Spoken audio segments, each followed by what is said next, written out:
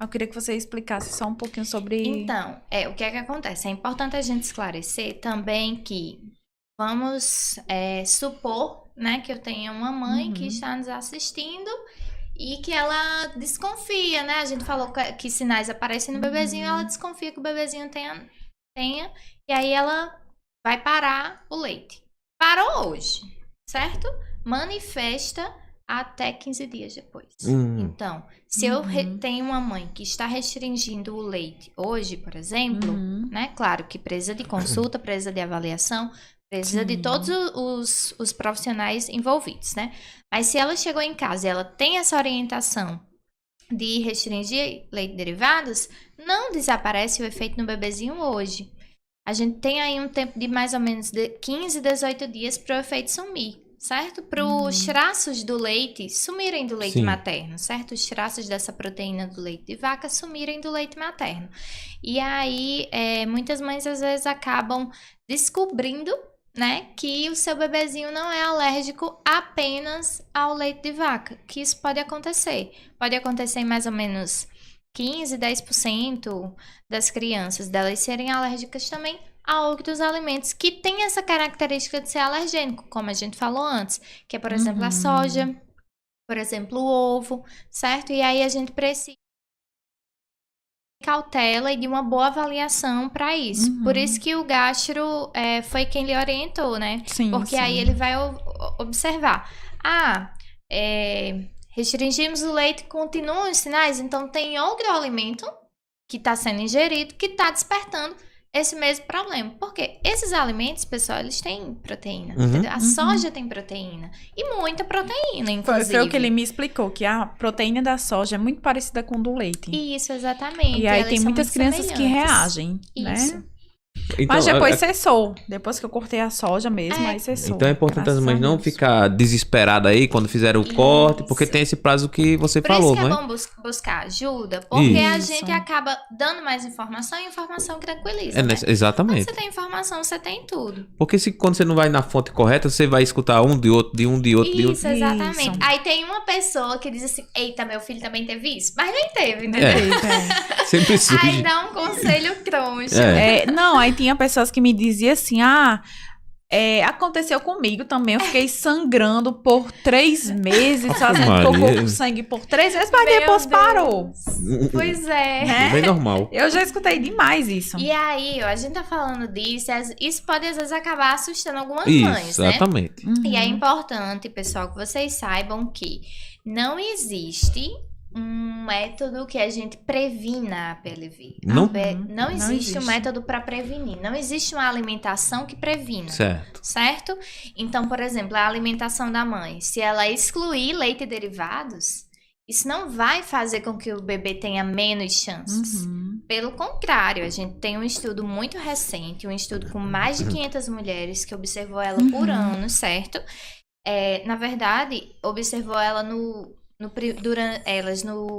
durante todo um ano e observar a amamentação e a alimentação. E aí, mulheres que consumiam muito leite, elas não tinham bebês que tinham a PLV. Sim. Pelo contrário, os bebês delas cresciam normal, saudável, certo? Tranquilinho, sem deficiência, sem outras questões.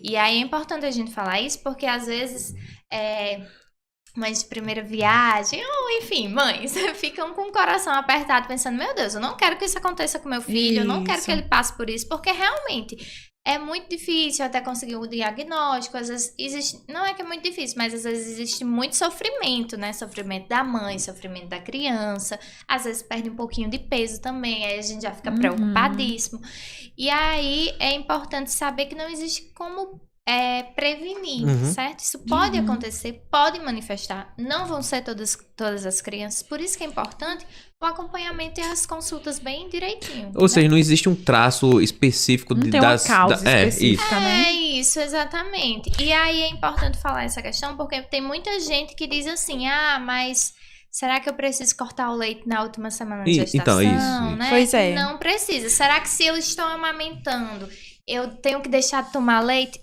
Se o seu bebê não tem a alergia, você não precisa restringir o leite. E já no meu pensamento, quando eu tava grávida de Agatha, eu tinha 2 amigas que, sabe assim, só comia folha na gravidez e os bebês tiveram a PLV. Sim. Então disse, eu vou enfiar o pé na jaca, que é pra Agatha já experimentando tudo. E aconteceu de todo jeito também. É então, verdade. Pois é, é aí complicado. importante saber disso, é né? complicado.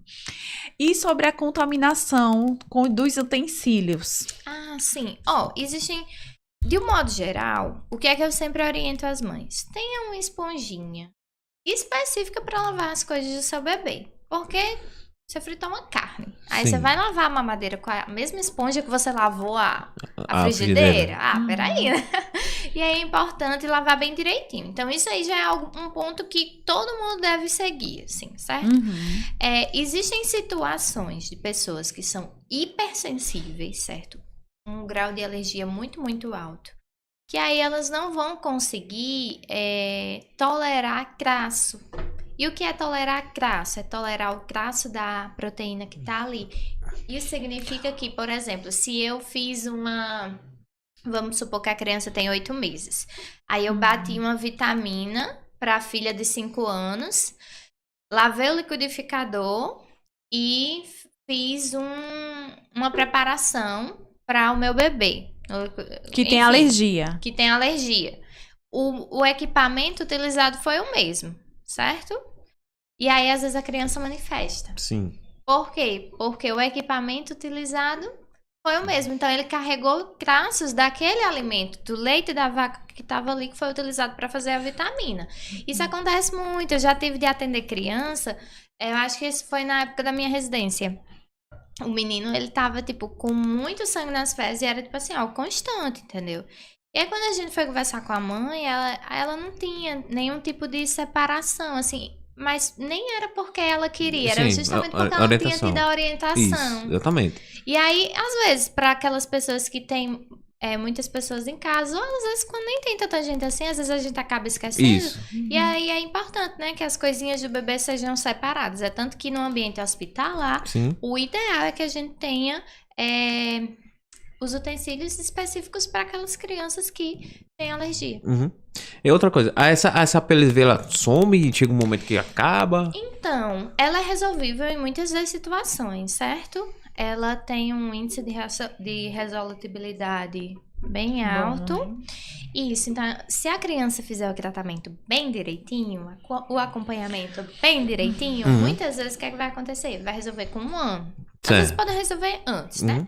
Depende também do diagnóstico, né? De quando você diagnosticou. Minha filha, eu pedi um bolo todos os dias. Um bolo bem recheado todos os dias. Ai, meu Deus do céu. Foi uma fase bem difícil, mas passou, graças a Deus. Existem pessoas que vão... Olá, você acabou de conferir mais um corte do canal da PhysioRunner Brasil. Peço para você se inscrever nesse canal de cortes e também no nosso canal de podcasts. O link vai estar aqui na descrição, caso você queira conhecer esse vídeo que você acabou de ver por completo. Então lembre-se de se inscrever e ativar o sininho. Eu te espero por lá.